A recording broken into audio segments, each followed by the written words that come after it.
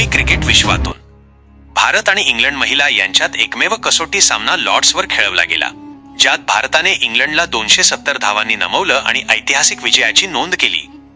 लॉर्ड्सवर पहिल्यांदाच महिला कसोटी सामना खेळवला गेला. या सामन्यात भारताने पहिल्या डावापासून मजबूत पकड मिळवली होती.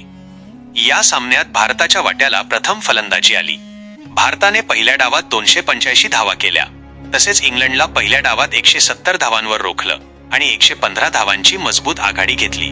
या आघाडीसह दुसऱ्या डावात खेळताना भारताने 341 धावा केल्या. 3 विकेट हातात असताना भारतानं डाव घोषित केला. यासह इंग्लंड समोर विजयासाठी 456 धावांचं आव्हान दिलं, पण हे आव्हान काही इंग्लंडला गाठता आलं नाही. इंग्लंडचा संपूर्ण डाव 186 धावांवर आटोपला. यामुळे भारतीय महिला संघाने 270 धावांनी विजय साकारला. या सामन्यात याष्टिका भाटियाने दमदार शतक ठोकले तर क्रांती गौडने घातक गोलंदाजी करत 5 विकेट घेतल्या.